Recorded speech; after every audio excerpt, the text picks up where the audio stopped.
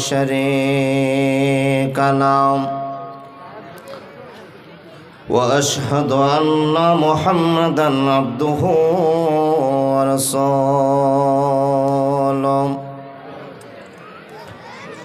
الذي أرسله بالحق بشيرا ونذيرا وداعيا إلى الله بإذنه وسراجا منيرا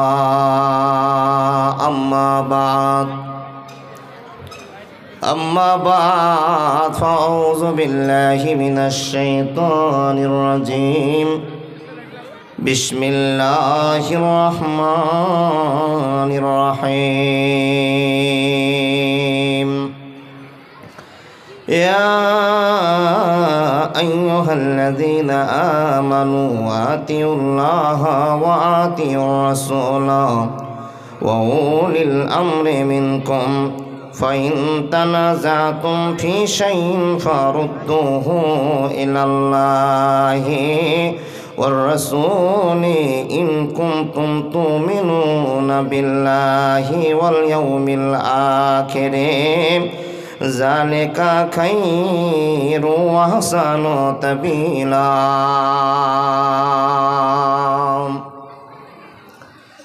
وقال الله تبارك وتعالى في كلامه المجيد والفرقان الحميد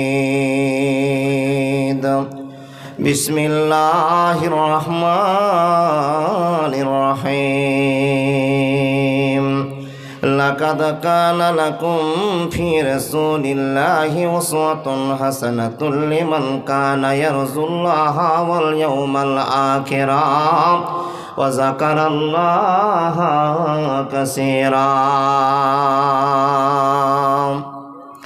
قال النبي صلى الله عليه وسلم لا يؤمن أحدكم حتى أكون أحب إليه من والده وولده والناس أجمعين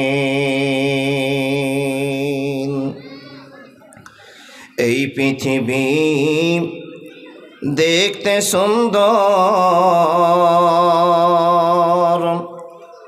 সবই মায়ার ঘর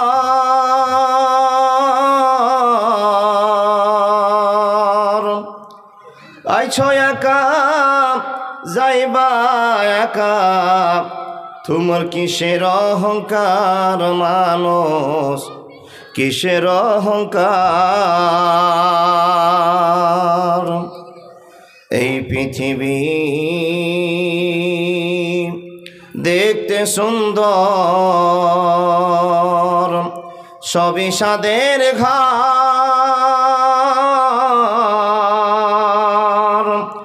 আইছো একা যাইবা একা তোমার কিসের অহংকার সোনা কিসের অহংকার যাদের জন্য করলা তুমি জমি জামা ঘর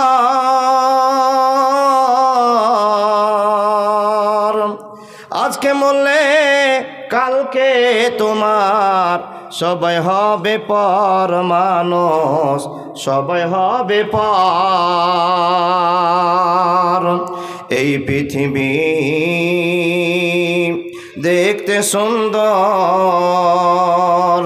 সবই মায়ার ঘর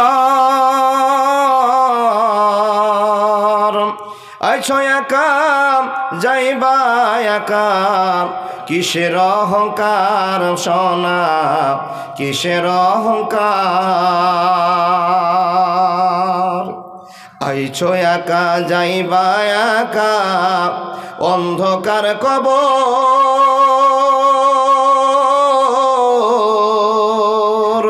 একদিন তোমায় দিতে হবে দেহেরই খবর মানুষ দেহেরই খবর আইছো একা যাইবা একা অন্ধকার কবর একদিন তোমায় দিতে হবে দেহেরই খবর শোনা দেহেরই খবর। এই পৃথিবী দেখতে সুন্দর, সবই মায়ার ঘর। আইছো একা যাইবা একা, কিসের অহংকার সোনা কিসের অহংকার। আরে দুঃখ যদি হইতো বিকিনি, হইতাম আমি ধনী।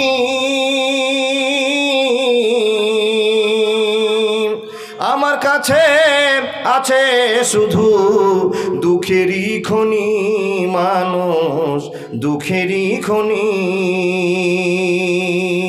দুঃখ যদি হইতো বিক্রি, হইতাম আমি ধনী। আমার কাছে আছে শুধু দুঃখেরই খনি সোনা দুঃখেরই খনি। এই পৃথিবী দেখতে সুন্দর, সবে সাদের ঘর। আইছো একা যাইবা একা, কিসের অহংকার মানুষ কিসের অহংকার। নারায়ে তাকবীর, একটু জোরে আওয়াজ দেন না বাবা, নারায়ে তাকবীর। চলমান সভার যোগ্যতম নির্বাচিত আজকের সভার সভাপতি, দিন প্রিয় ইসলাম প্রিয় সুপ্রিয় শ্রোতা মণ্ডলী, পর্দার আড়ালে বসে থাকা অত্র এলাকার শিক্ষিতা মা ও বোনেরা, লাখো কোটি শুকরিয়া সে আল্লাহর, যে আল্লাহ এতগুলো মানুষকে মাদ্রাসা কেন্দ্রিক আয়োজিত সভায় এসে উপস্থিত হওয়ার তৌফিক দান করেছেন। সে আল্লাহর লাখো কোটি শুকরিয়া, বলুন আলহামদুলিল্লাহ। যে আল্লাহ রাব্বুল আলামিন এতগুলো মানুষকে সারা দিন ধান গাড়া, বিছন তোলা, সরষা মারা, সরষা ওঠা, এত কিছুর পর আল্লাহ এবং আল্লাহ রাসূলের টানে আসার সুযোগ করে দিয়েছেন। সে আল্লাহর আর একবার শুকরিয়া আদায় করে জোরে সোরে বলুন আলহামদুলিল্লাহ। তার পরে পরে তার প্রেরিত রাসূল, কায়নাতে তাজদার, জগতের মাস্টার, বিশ্বের ডাক্তার, বিশ্ব নবী নবী মুহাম্মদুর রাসূলুল্লাহ সাল্লাল্লাহু আলাইহি ওয়াসাল্লামের প্রতি লাখো কোটি দরুদ শান্তির ধারা বর্ষিত হোক। আল্লাহুম্মা সাল্লি আলাই, আল্লাহুম্মা বারিক আলাই। বাপ, চাচা, দাদা, বন্ধু, সত্য করে বলুন তো আপনাদেরকে ঘুম চলে এসছে? সবাই তাকিয়ে আছেন, খেটেছেন ঠিক। আপনারা অনেকে ভাবছেন কমিটি বড় ভুল করে দিয়েছে। ভুল নয় গো বাবা, ভালো মনে উদ্দেশ্য নিয়ে করেছিল, হয়নি কাজ, হয়তো এটা চাওয়ার ছিল।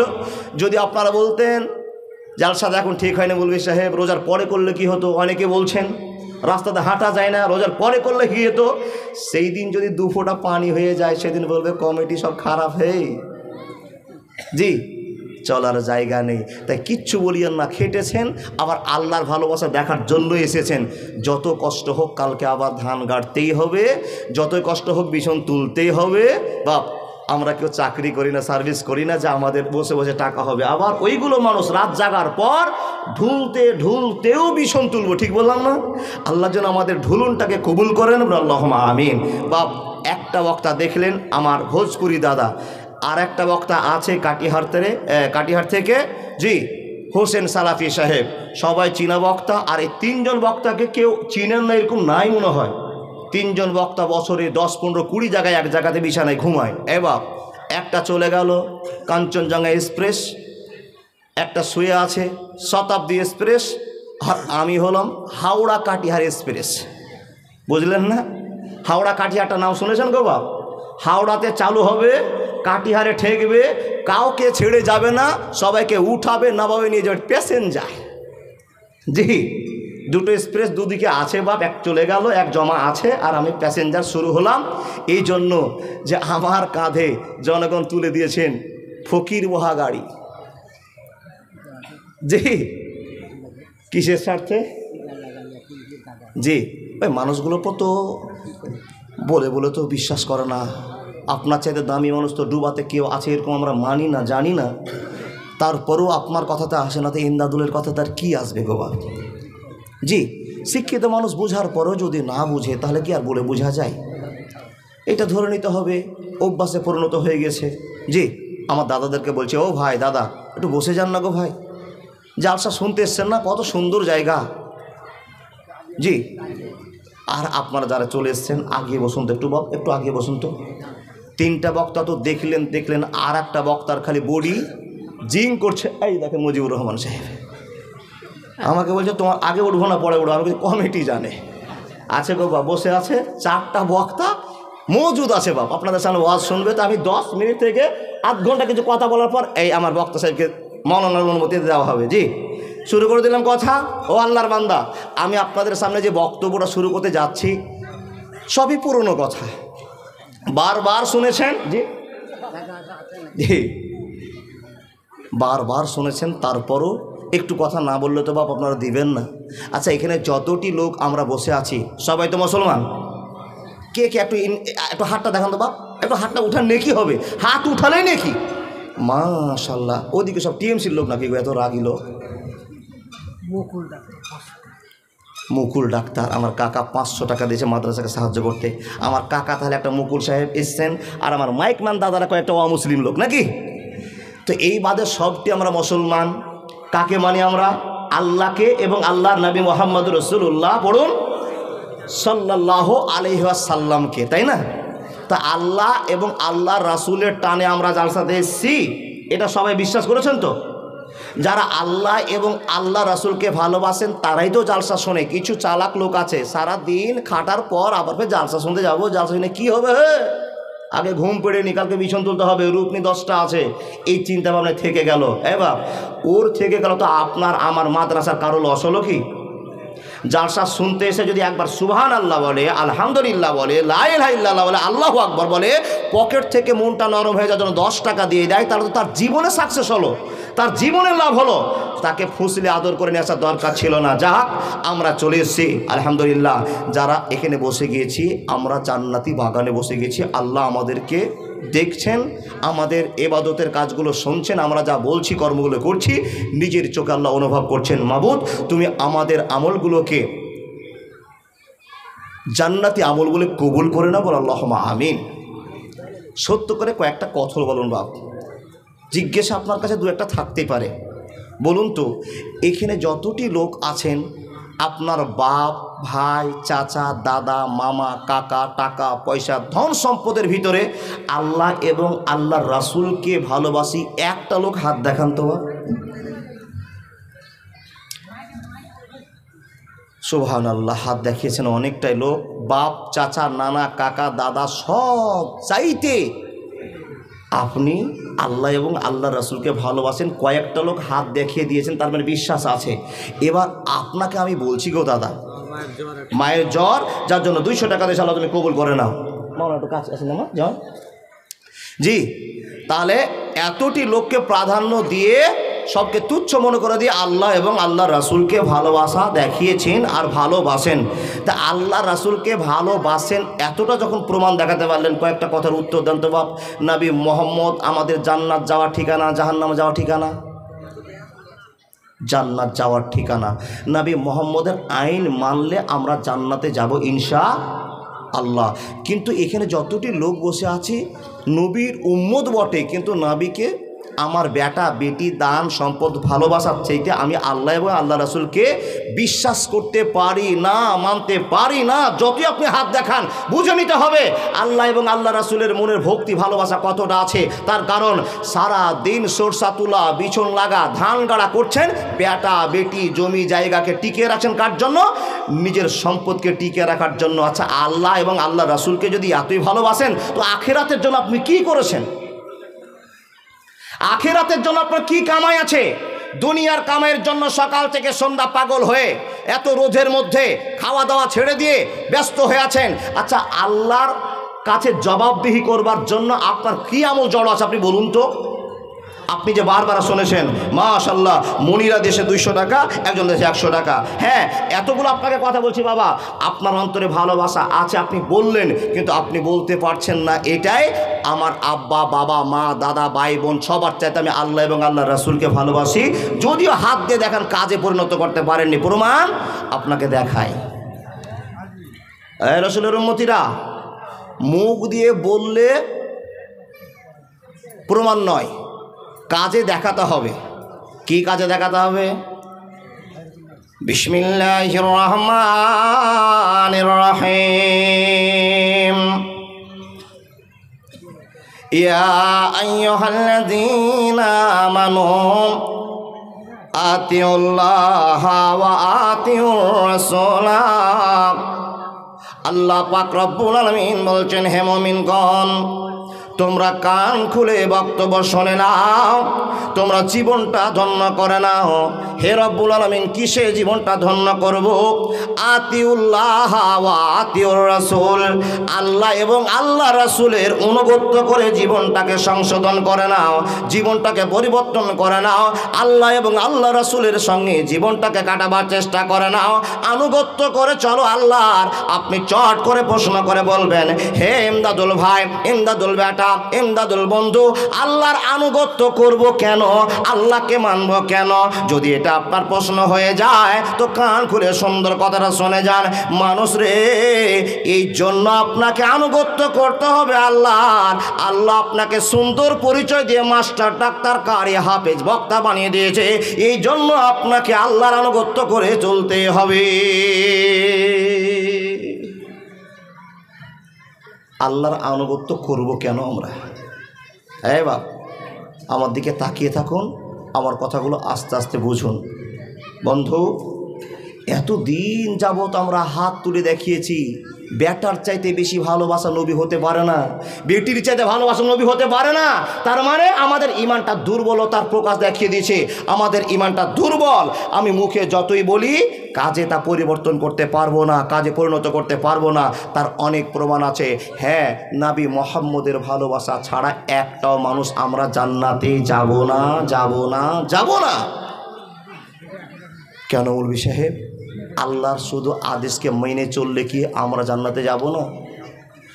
যদি আপনি এটা প্রশ্ন করেন তো না, জান্নাতে যাবেন না। কেন না? আল্লাহ রাব্বুল আলামিন বলছেন, লাকাদ কানা লাকুম ফি রাসূলিল্লাহি উসওয়াতুন হাসানা। হে মানুষের দল, তোমাদের সামনে নবী মুহাম্মদকে আইডিয়াল করে পাঠিয়ে দিয়েছি। তোমরা যেমন ভাবে চলছো, এই চলন তোমাদের আখিরাতকে জান্নাত দেখাতে পারবে না। হে মানুষের দল, তোমরা নবী মুহাম্মদের আইনকে অনুসরণ করে নাও, নবী মুহাম্মদকে ভালোবাসা দেখাও। নবী মুহাম্মদ যে সিস্টেমে চলতে বলে তোমরা সিস্টেম অনুযায়ী চলে যাও। যদি তোমরা নবী মুহাম্মদকে না মানো তো আমার জান্নাতের ভালোবাসা পাবে না, আমার জান্নাতের ভালোবাসা তোমার কপালে জুড়বে না। আপনি প্রশ্ন করবেন, কেন আল্লাহ জুড়বে না? এই জন্য জুড়বে না, আপনার সামনে খবর দেয়া বলা হয়ে গিয়েছে, লাকাদ কানা লাকুম ফি রাসূলিল্লাহি উসওয়াতুন হাসানা। নবী মুহাম্মদকে তোমাদের জন্য আইডিয়াল করে আমি আল্লাহ দুনিয়াতে পাঠিয়ে দিলাম। একবার জোরে বলুন না সুবহানাল্লাহ।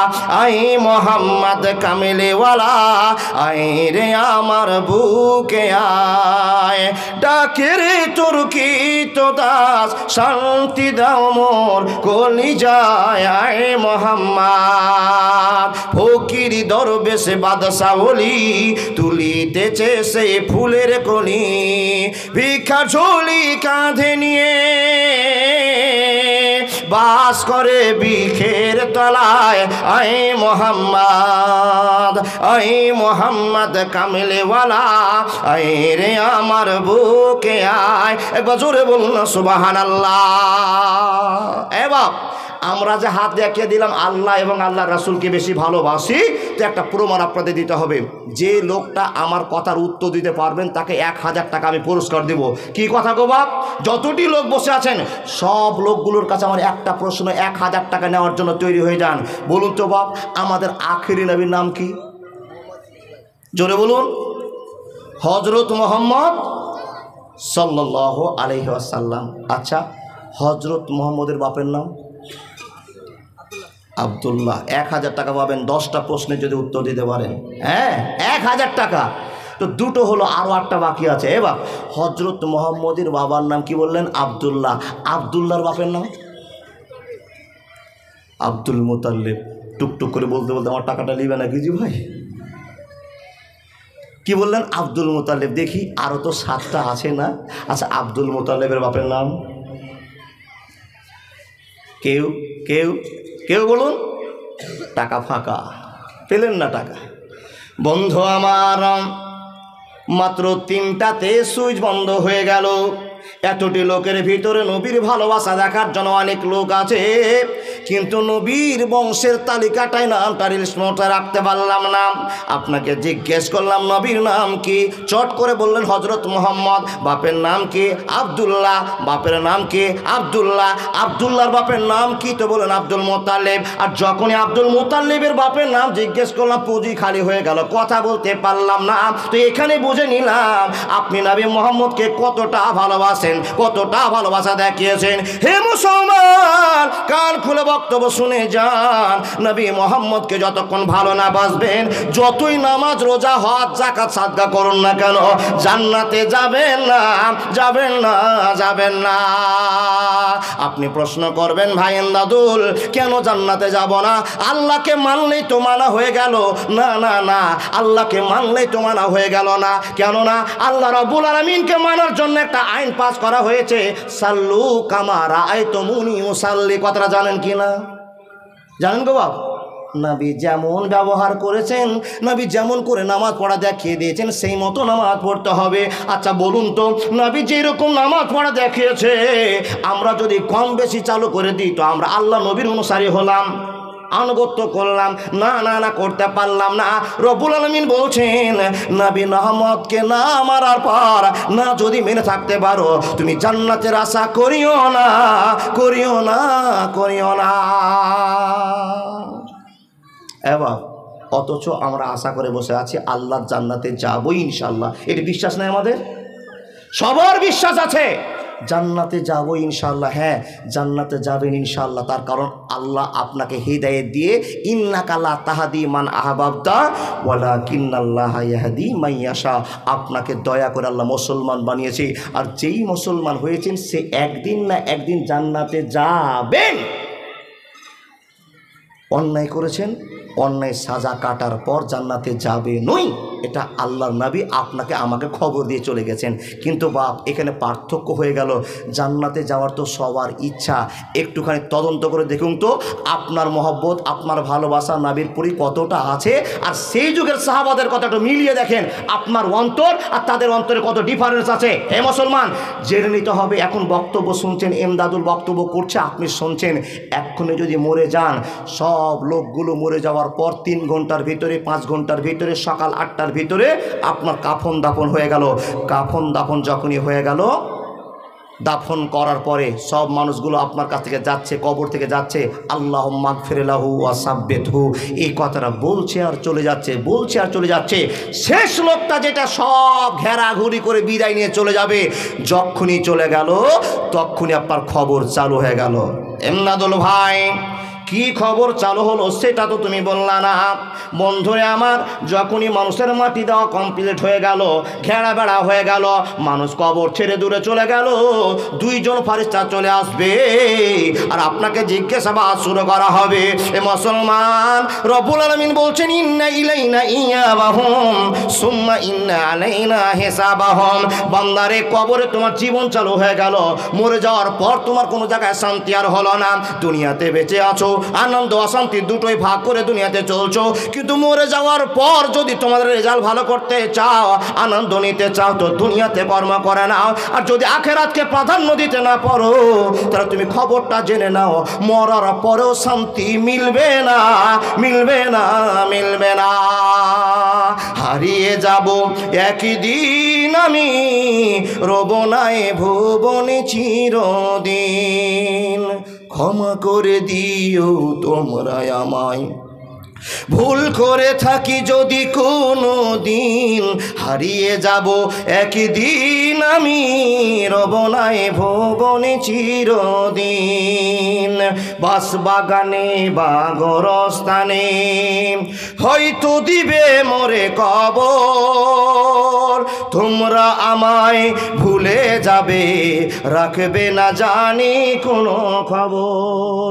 হারিয়ে যাব একদিন আমি, রব নাই ভুবনে চিরদিন। একবার জোরে বলুন না সুবহানাল্লাহ। অবাক, আপনারা কাল সকালে ধান লাগাবেন, সরষা গাড়বেন, তার জন্য জালসায় আসেননি, যেটি এসছেন আপনাদের আল্লাহ এবং আল্লাহ রাসূলের ভয় আছে। কিন্তু আমার মা বোনদের প্রচুর আল্লাহ এবং আল্লাহ রাসূলের ভয় আছে, ভালোবাসা আছে, যার জন্য সব কর্ম ফেলে দিয়ে বাড়ি চলে এসছে। পুরুষের চাইতে 3 ডবল মেয়ে হয়ে গেছে। পুরুষের জায়গা হয়ে গিয়েছে, মেয়েদের জায়গা হয় না, তাই ওভারটেক করে আপনার পিছনে চলে এসছে। ও বাবা একটু চাপে আসুন না গো, চাপে আসুন না।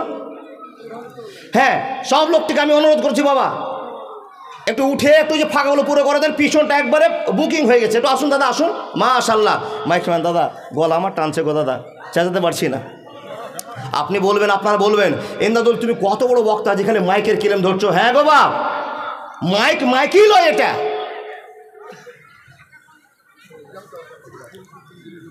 এতদিন থেকে জালসার মাইকের কাজ করছে, মাইকের সাউন্ড ঠিক করতে পারে, এটা মাইকই নয়।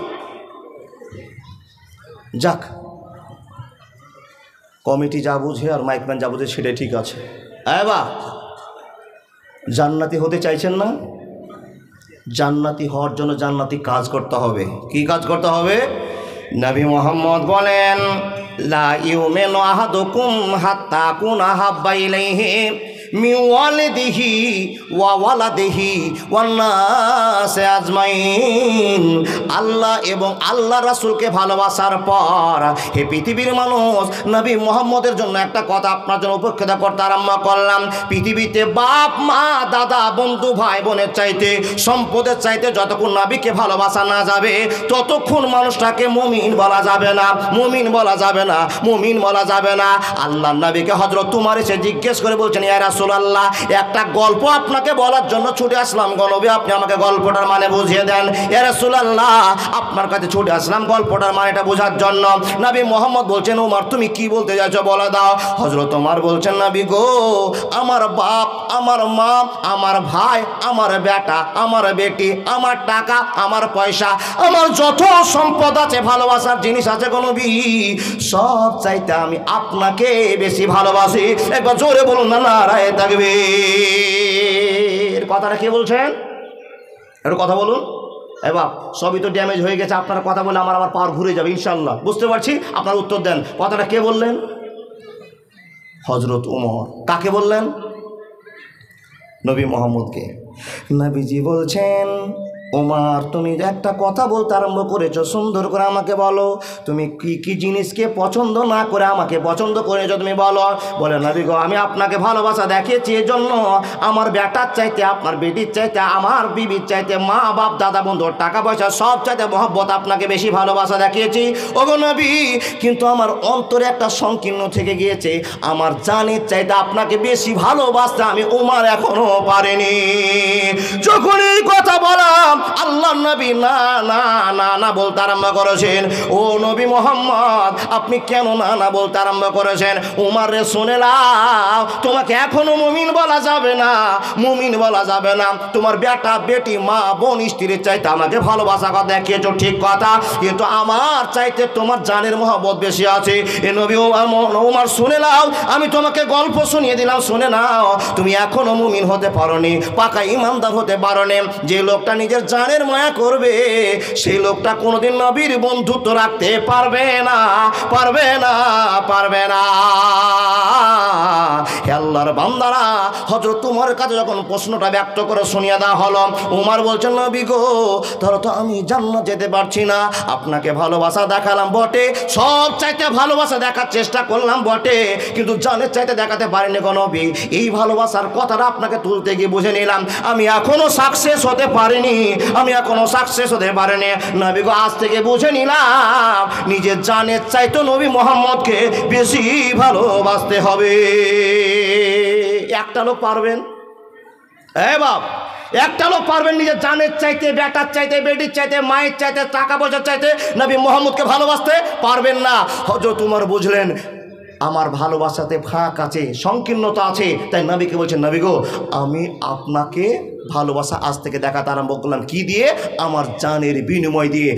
হযরত উমর এমন আমল করলেন, এমন আমল করলেন, এমন নবীকে ভালোবাসা দেখালেন। যখনই ভালোবাসা দেখিয়েছেন বাবা, তখন একটা খবর হলো। আচ্ছা বলুন তো, এখানে আমার বোড়াব্বার জামাই দুটো লোক বসে আছে, আচ্ছা বলুন, আমরা সব গ্রামের লোক, এলাকার লোক সবাই চেনা জানা আছে, এই দুটো লোকের ভিতরে আপনারা ভালো কাকে বলবেন? কেউ বিচার করতে যাবেন, বলিয়েন না তো এখনই ফের মারপিট হয়ে যাবে। যদি বলে দেন আমার এই জামাই ভালো, তাহলে আমার বড়াবার দুঃখ, আর বড়াব্বা যদি ভালো বলে দেন তোমার জামাই দুঃখ হবে কি না? তো এখানে যতটি লোক আছে নিজের বীজে জানি বাবা, কেউ আমার বড়াব্বাকে ভালোবাসেন, কেউ আমার জামাইকে ভালোবাসেন, এরকম আছে কি না? আছে কি না? আছে। 10 জন সাহাবা এক জায়গাতে বসছেন, আর বসার পরে কোন খেপারে 10 জন সাহাবা এক জায়গাতে বসার পর সাহাবারা আলোচনা করছে, আচ্ছা তোমরা বলো তো হজরত আবু বকর বেশি ভালো না হজরত উমর বেশি ভালো? 10 জনের ভিতরে আলোচনা চলছে। বন্ধু আমার, 10 জনের ভিতরে 4 জন বলছেন উমর ভালো, 6 জন বলছেন আবু বকর ভালো, আবু বকর বলছেন উমর ভালো, উমর বলছেন আবু বকর ভালো। এই যে ধাক্কাধাক্কি চলছে, ধাক্কাধাক্কি চলার ভিতরে হযরত উমর দাঁড়িয়ে গেলেন বন্ধুরে আমার। আর দাঁড়িয়ে যাওয়ার পর বলছেন, ও জনগণেরা, ও বন্ধু সাথীরা, তোমরা যে আলোচনাটা করছো তোমাদের আলোচনাটা বাদ করে দাও, তোমাদের আলোচনাটা বন্ধ করে দাও। কি জন্য বন্ধ করে দিতে হবে? একটা জান্নাতি লোকের সঙ্গে তোমরা উমরের তুলনা করেছো, উমরের তুলনা করিও না। এখানে সুন্দর করে তোমরা আলোচনা করতে আরম্ভ করেছো, আবু বকর বেশি ভালো না উমর বেশি ভালো। আমি উমর তোমাদেরকে খবর দিয়ে দিলাম, আবু বকরের একটা রাতের নেকি উমরের গোটা জিন্দেগির নেকির সঙ্গে মিল হবে না। শুধু তাই নয়, শুধু তাই নয়, আবু বকর এক রাতে যত নেকি ইনকাম করেছে, যত ভালোবাসা নবী মুহাম্মদকে দেখিয়েছে, যত আনুগত্য আল্লাহরে করেছে, এ সমস্ত বন্ধুরা শুনে নাও, উপস্থিত বন্ধু সাথীরা তোমরা শুনে নাও, উমরের পরিবার এরকম নয় যে আবু বকরকে টপকে ওভার করে আমলে বেশি করতে পারবে, এরকম কোন বক্তব্য আমার জানা নাই। যখন এই কথা বলা সাহাবাদের মুখটা বন্ধ হয়ে গেল, যার জন্য আমরা ঝোল খুঁড়ছিলাম সেই নিজে বলে দিল আমার চাইতে আবু বকর অনেক গুণে ভালো। এবার রসুলের প্রেম আছে, দেখুন আবু বকরের ভালোবাসা কত আর আপনার আমার ভালোবাসা কত, একটুখানি শুনে চলে যাবেন। জি, উমরকে বলছেন, হুজুর আপনি এটা কি কথা বলছেন, কেমন কথা বললেন আপনি? আমরা জানি যে আবু বকরের চাইতে আপনার দক্ষতা ক্ষমতা সবচেয়ে বেশি ভালো আপনি, আর আল্লাহর কাছে এত ভালোবাসা দেখিয়েছেন, মসজিদে গেলে গুনগুন গুনগুন করে আপনি কেঁদে ভরে দেন। ও আমিরুল মুমিনিন, সরি আমিরুল মুমিনিন তখনও হয়নি, ও হযরত উমর আপনি কেমন কথা বললেন, আপনার চাইতে আবু বকরের নেকি বেশি কি করে হয় আপনি বুঝান। যখনই এই সাহাবারা প্রশ্ন করেছেন উমরকে, তখন উমর ফারুক রাদিয়াল্লাহু তাআলা আনহু বলে বোঝাতে আরম্ভ করলেন, তাকান আমার দিকে, ওমর ফারুক বোঝাতে আরম্ভ করলেন, ও জনগণ তোমরা তো আবু বকর সম্পর্কে কোনো ধারণা রাখো না, কোনো জ্ঞান রাখো না, এই জন্য তোমাকে আমরা বোঝাতে আরম্ভ করলাম। হে বন্ধুরা শুনে না, আবু বকরকে আমি নিজে ইবাদত করতে দেখেছি, আবু বকরকে নিজে ভালোবাসা দেখাতে দেখেছি। ও উমর আপনি বলে দিন কি দেখেছেন, কি দেখেছেন, কি দেখেছেন? তো হযরত উমর বলছেন, একদিনের গল্প আপনাকে বলতে আরম্ভ করলাম। হযরতে পাক আল্লাহ পাকের নবী মুহাম্মদুর রাসূলুল্লাহ উচ্চ কণ্ঠে বলেন সাল্লাল্লাহু আলাইহি ওয়াসাল্লাম, যেই দিন মক্কা ছেড়ে মদিনার দিকে রওনা হয়ে গেলেন, যেদিন মক্কা ছেড়ে মদিনার দিকে চলতে আরম্ভ করলেন, ও জনগণরা শুনে নাও, ও লোকেরা শুনে নাও, যখন চলতে আরম্ভ করলেন সে সময় সঙ্গী ছিল আবু বকর। আবু বকরের গল্প তোমাদেরকে জানা ছিল না, আজকে গল্পটা টাটকা করে শুনে নাও। নবী মুহাম্মদের কত প্রেম, কত ভালোবাসা, জান্নাত নেওয়ার জন্য আবু বকর কতটা পাগল হয়েছে তোমরা শুনে নাও। আতিউর রাসূল, আল্লাহ রাসূলের কত প্রাধান্য সেই আবু বকর দিয়েছে তোমরা জানো না, জানো না, জানো না। লোকগুলো বলল, আমিরুল মুমিনিন আপনি বলুন কি গল্প শোনাবেন, শুনে দেন। বলে বন্ধুরা শুনে না, আবু বকর হাঁটছেন, আল্লাহর নবীও হাঁটছেন, চলছেন মদিনার পথে, রাস্তা দিয়ে অতিক্রম করে চলতে আরম্ভ করেছে মানুষের দল। এমন তো সময় রাস্তায় চলতে চলতে আবু বকরের মহব্বত কত নবীর প্রতি ছিল একবার বোঝে নাও। আবু বকর একবার সামনে দৌড়িয়ে চলে যায়, একবার পিছনে দৌড়িয়ে চলে আসে, একবার সামনে দৌড়িয়ে চলে যায়, পিছনে দৌড়িয়ে চলে আসে। আল্লাহর নবী মুহাম্মদুর রাসূলুল্লাহ সাল্লাল্লাহু আলাইহি ওয়াসাল্লাম আবু বকরকে বললেন, আবু বকর তোমার এইরকম ব্যবহার দেখে আমি বিচলিত হয়ে গেলাম, তুমি এইরকম ব্যবহার কেন করছো, আমাকে একবার খুলে বলবে কিনা? এ বাপ তাকান আমার দিকে, কি মহব্বত নবী মুহাম্মদের। হযরত উমর ফারুক নিজেই বলছেন, তোমরা কি জানো আবু বকর কত নবীকে ভালোবাসতেন, শুধু জান্নাতকে নেওয়ার জন্য হুজুর আমরা তো জানতাম না, একটু বলুন না। যখনই কথাটা বলা, ওমর ফারুক রাদিয়াল্লাহু তাআলা আনহু বলছে, তাহলে শোনো, যেই দিন মক্কা থেকে মদিনার দিকে নবী যাচ্ছিলেন, সঙ্গী কে দিয়েছিল বাবা? হিজরতের দিন সাথী কে ছিল নবী মুহাম্মদের? একটু কথা বলুন না। আবু বকর। রাস্তায় চলছেন তো আবু বকর একবার সামনে দৌড় দিয়ে চলে যাচ্ছে, একবার পিছনে চলে আসে। নবী মুহাম্মদ তার দৌড় দেওয়া দৌড়ি দেখে জিজ্ঞেস করছেন, আবু বকর তুমি এরকম করছো কেন? আবু বকর লজ্জিত হয়ে গেলেন, লজ্জা পেয়ে গেলেন। নবী গো, এই জন্য আমি দৌড়াদৌড়ি করছি, আপনি আমার কথা প্রশ্ন করে দিলেন, উত্তরটা আমাকে দিতে হবে।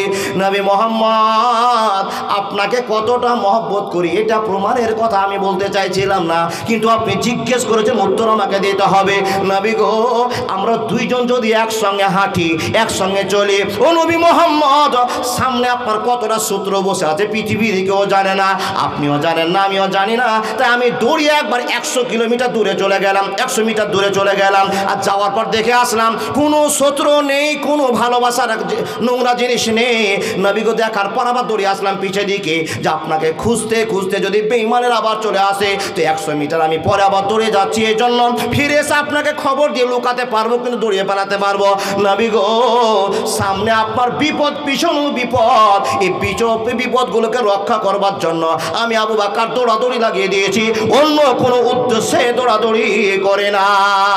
যখন এই কথা বলা, হযরত পাক আল্লাহ পাকের নবী মুহাম্মদের চোখ থেকে জল ঝরতে আরম্ভ করল। আল্লাহ শুধু আশহাদু আল্লা ইলাহা ইল্লাল্লাহু ওয়া আশহাদু আন্না মুহাম্মাদান আবদুহু ওয়া রাসূলুহু, এই কথাটা বলার কারণে আবু বকর অন্তরে এতটা ভালোবাসা ঢুকে গিয়েছে, আমাকে বাঁচাবার জন্য 100 মিটার দৌড়িয়ে যাচ্ছে, 100 মিটার পিছনে যাচ্ছে, এই জন্য যাচ্ছে পিছনের লোকগুলো যদি এসে নবীকে ধরে নেয় তো আমি আর দেখতে পাবো না, নবী বিপদে পড়ে যাবে। আর সামনের লোকগুলো যদি সামনে বসে থাকে, নবী মুহাম্মদ আটকে দিবে, তার যেতে পারবে না।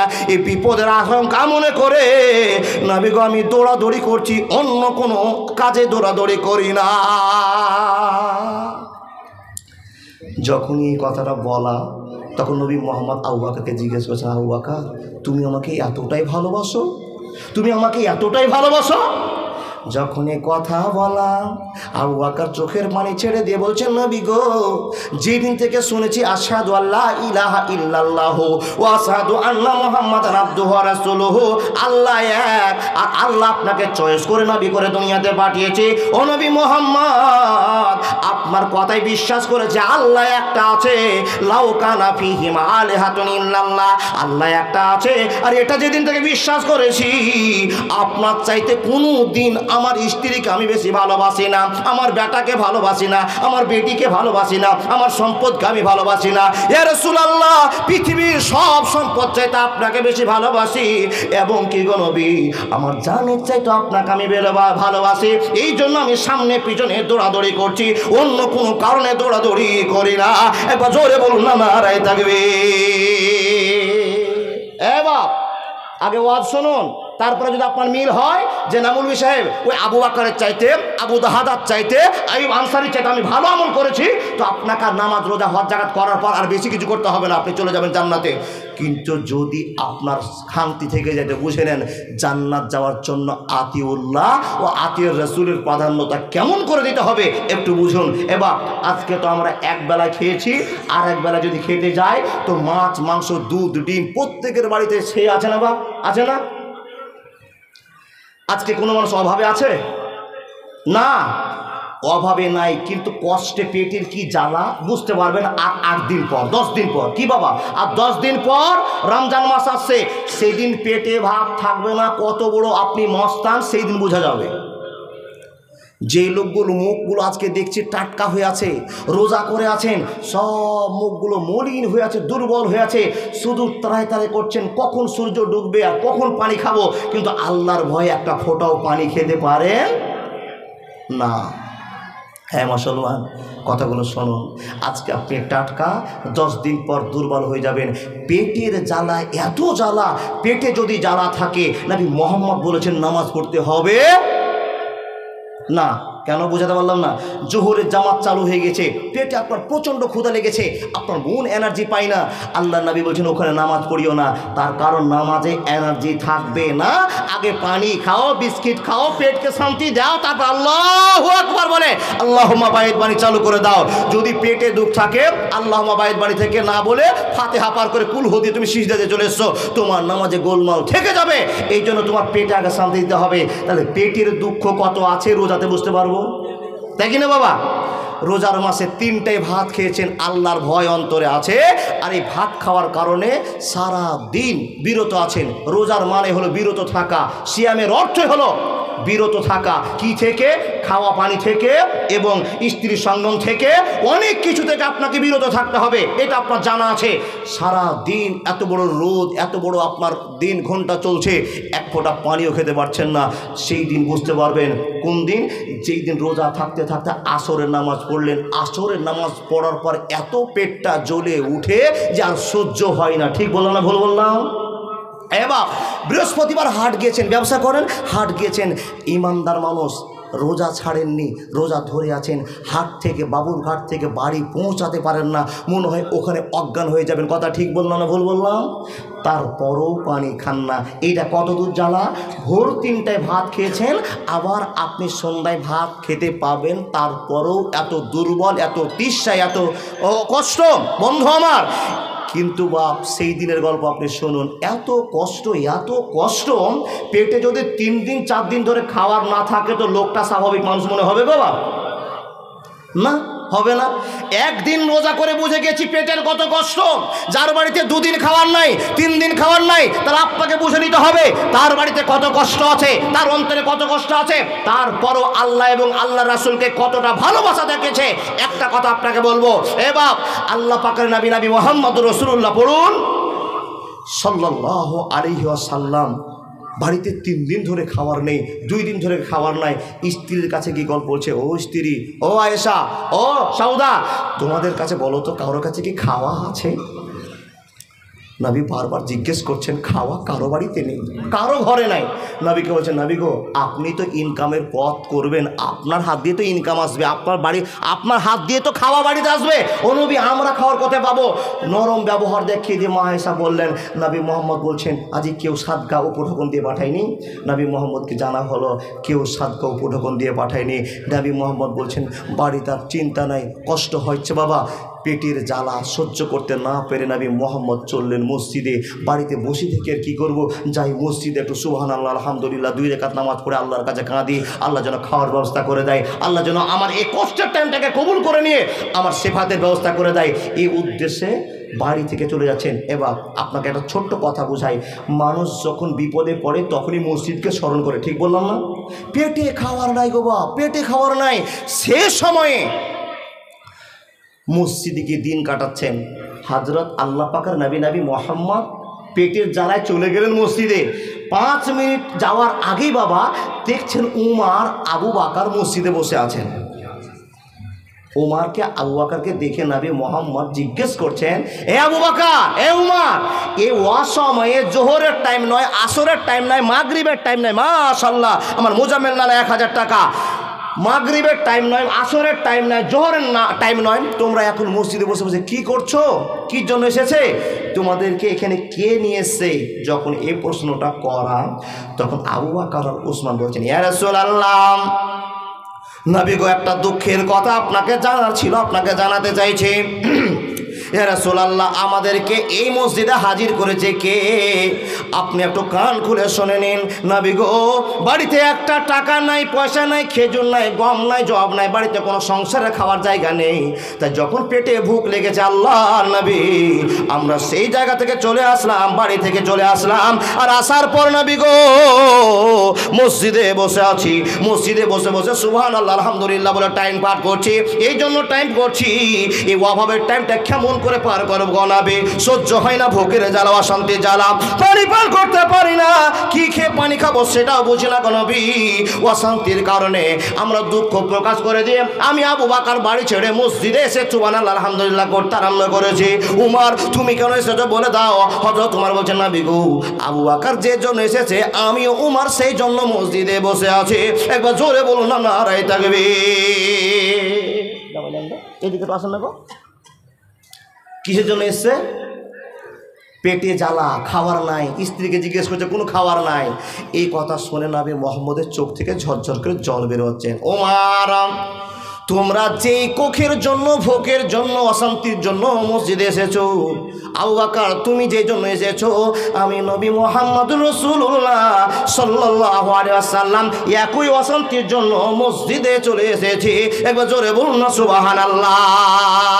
হে মুসলমান, আপনি নামাজ পড়েছেন, রোজা করেছেন, দান করেছেন, সবই ঠিক আছে, কিন্তু এখন আইয়ুব আনসারী হতে পারেননি, এখন আবু বকর হতে পারেননি, এখন ওসমান গনি হতে পারেননি। আপনি প্রমাণ নিয়ে যান। মুসলমান শুনে নাও, আল্লাহ পাকের নবীর কাছে যখন বক্তব্যটা করা, আল্লাহর নবী মুহাম্মদ বলছেন, ও উমর মসজিদে বসে থেকে লাভ হবে না, মসজিদ থেকে বেরিয়ে চলো, আমার সঙ্গে এক জায়গায় যেতে হবে।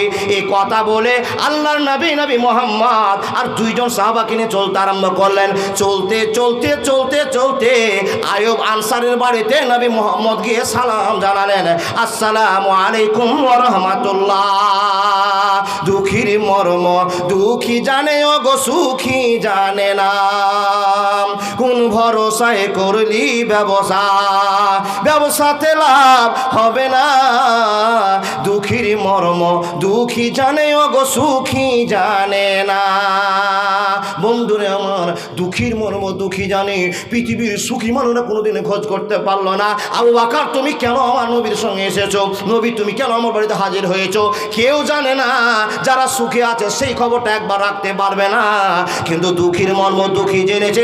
আইয়ুব আনসারীর বাড়িতে নবী যখনই ওঠা, হে মুসলমান, আইয়ুব আনসারীর বাড়িতে যখন নবী সালাম দিয়ে পৌঁছা, আইয়ুব আনসারীর স্ত্রী যখনই নবীর আওয়াজটা শোনা, চট করে বাড়ি আসার বলার পর নবীকে খোঁজ শব্দে জানালেন, ওয়েলকাম জানালেন, নবীকে চলুন বাড়ির দিকে চলুন।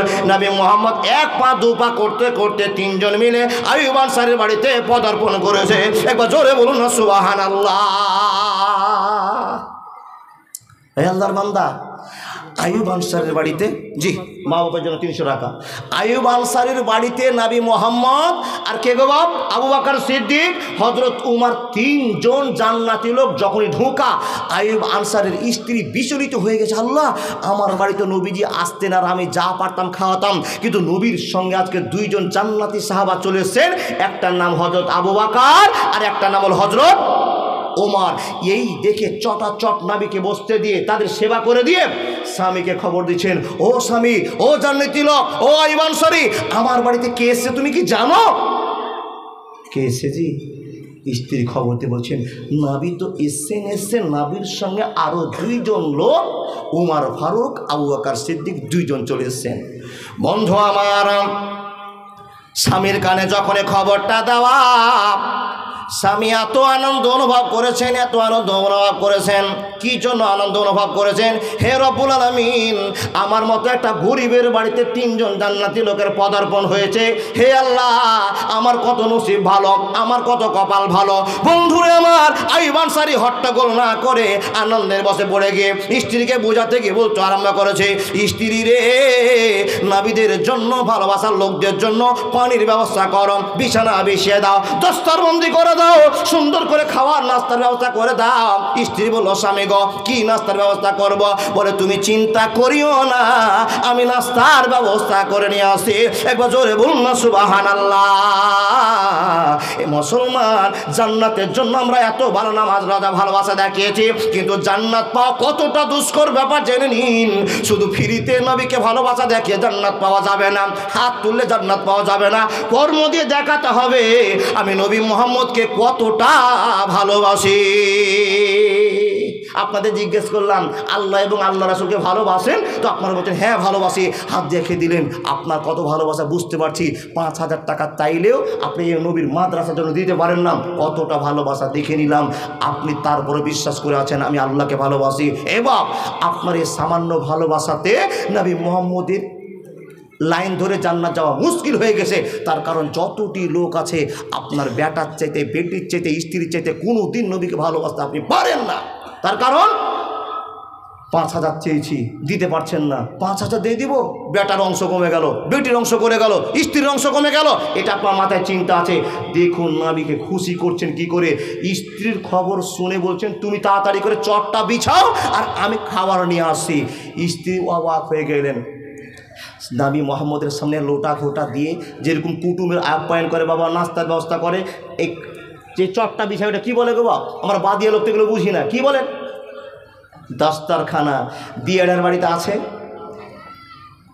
100টা বাড়ি খুঁজে দেখে একটার বাড়িতে পাবেন, কিন্তু বাঙালির বাড়িতে যান, যতটি বাড়ি আছে গরিব হোক আর ধনী হোক আর ফকিরি হোক, ওর বাড়িতে আল্লাহর ভালোবাসা আছে ইনশাআল্লাহ। এই নাস্তাটা দেওয়ার জন্য কি আনসুর ভাই 5,000 আছে আমার, আর এটা হচ্ছে কাকা 50 কিলো ধান। কাকা কি কাকা? হুমায়ুন কাকা 50 কিলো ধান আর 500 টাকা। আর আনিসুর রহমান 5,000 টাকা। দেখুন নবীর ভালোবাসা আছে কিনা। আর একটা কথা বলার পর আমি চলে এসেছি আপনার কাছে। যদি আপনার মনে হয় যে সেই সাহাবার চাইতে আমার ভালোবাসা বেশি আছে, তাহলে আপনাকে দান করতে হবে না। আর যদি দেখতে পান যে আমার ভালোবাসা কত কম আছে, তাহলে আপনাকে দাম দিয়ে সেই ভালোবাসাটা পূরণ করতে হবে। অর্থ আপনাকে আল্লাহ দিয়েছে, প্রমাণ করুন। এবার নাস্তার ব্যবস্থা হয়ে গিয়েছে। আল্লাহর নবীর সাহাবা আয়ুব আনসারি দৌড়িয়ে এসে নবী মুহাম্মদকে সালাম দিচ্ছেন। তো হাতে করে নিয়ে আসছেন একটা খেজুরের থাকি, একটা খেজুরের ধারা, একটা খেজুরের কাঁধি হাতে করে নিয়ে আসছেন। আসার পর নবীর সামনে পেশ করে বলছেন নবী গো, আপনার জন্য আমি এই খেজুরগুলো নিয়ে এসেছি। নবী খেজুর দেখে অবাক। খেজুরের ভিতরে দেখুন, খেজুর দেখে অবাক হওয়ার কি কারণ আছে গো বাবা? খেজুর দেখে অবাক হওয়ার কি কারণ আছে? হে মুসলমান, খেজুর দেখে নবীর প্রশ্ন জাগলো। আয়ুব আনসারীকে জিজ্ঞেস করলো, আয়ুব আনসারী তোমার বাড়িতে আমি বেড়াতে এসেছি, মেহমানদারি করতে এসেছি, আর তুমি আমার সেবা করবে এর জন্য তো তোমার স্বামী আর স্ত্রী পাগল হয়ে গিয়েছো। ও আয়ুব আনসারী বলো তো, খেজুরগুলো যে পেড়ে নিয়েছো আমাকে খেতে যাওয়ার জন্য, এইখানে আমি তোমার জন্য বিরাট একটা লক্ষণীয় দেখতে জিনিস পেয়েছি। ইয়া রাসূলুল্লাহ কি দেখেছেন বলে দিন, কি দেখেছেন বলে দিন। তো আল্লাহর নবী আয়ুব আনসারীকে বলছেন, আয়ুব আনসারী একটাই খেজুরের কাঁধি, একটাই থোকা, একটা থোকার ভিতরে 3 রকম খেজুর আছে। ও আয়ুব আনসারী এতগুলো খেজুর আনার কি দরকার ছিল? যখনই প্রশ্ন করা নবী মুহাম্মদকে লক্ষ্য করে বলছেন, নবী গো আপনাকে আমার জানে চাইতে বেশি মহব্বত করে। একবার জোরে বলুন না সুবহানাল্লাহ। দয়ার নবীজি আমরা তোমায় ভুলতে পারি না, তোমার আম্মা আমিনা ও গো দুধ মাহালিমা, তুমি জন্ম নিলে মায়া মেনার ঘরে, খোদার করুণা ঝরে পড়ে, তুমি সিরাতে রাসূল মারিফাতের বুলবুল, তোমার দোয়া কবুল করতে খোদা দেরি করে না। আমার আম্মা আমিনা ও গো দুধ মাহালিমা, দয়ার নবীজি আমরা তোমায় ভুলতে পারি না, তোমার আম্মা আমিনা ও গো দুধ মাহালিমা। এবার জোরে বলুন না সুবহানাল্লাহ। এবার আয়ুব আনসারী তোমার কাণ্ড দেখে তো আমি অবাক হয়ে গেলাম, এইরকম খেজুর কেন তুমি পেড়ে নিয়েছো?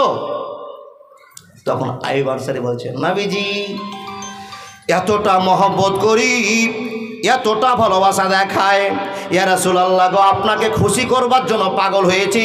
আর যখন শুনে নিয়েছি নবীকে খুশি না করতে পারলে জান্নাত যাওয়া যাবে না। হে নবী মুহাম্মদ আমি খেজুর কাটলাম বটে, কিন্তু খেজুর কাটতে গিয়ে 3টা চিন্তা আমার মাথায় আসলো।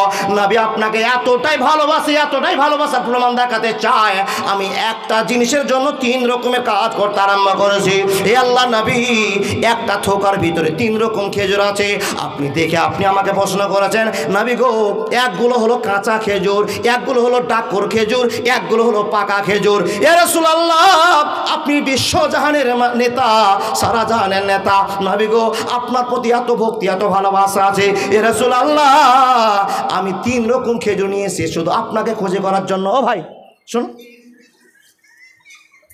আনিকুল মেম্বার 5,000। আনিকুল মেম্বার 5,000 টাকা। আর এটা এটা এ যাবল 500 টাকা বাবুরঘাট থেকে। এ বাপ, দেখুন প্রেম, দেখুন প্রেম। নাবিকে খুশি করার জন্য 3 রকম খেজুর নিয়ে এসছে। নাবি বলছেন 3 রকম খেজুর কি দরকার ছিল? বলে নাবি গো, আপনার জিভাতে কাঁচাটা ভালো লাগবে কিনা ডাকরটা ভালো লাগবে বুঝি না, পাকাটা ভালোবাসেন কিনা তাও বুঝি না নাবি গো। আপনার যেটা ইচ্ছা হবে সেটাই খাবেন, যেটা ইচ্ছা হবে সেটাই খাবেন। এর জন্য আমি আপনাকে খুশি করার জন্য 3 রকম খেজুর নিয়ে এসেছি। একবার জোরে বলুন না মারহাবা। এ আল্লাহর বান্দা, কি ইবাদত করেছেন, কতটা আল্লাহকে খুশি করতে পেরেছেন, নবীর ভক্তি ভালোবাসা কতটা আছে। নবীকে খুশি করার জন্য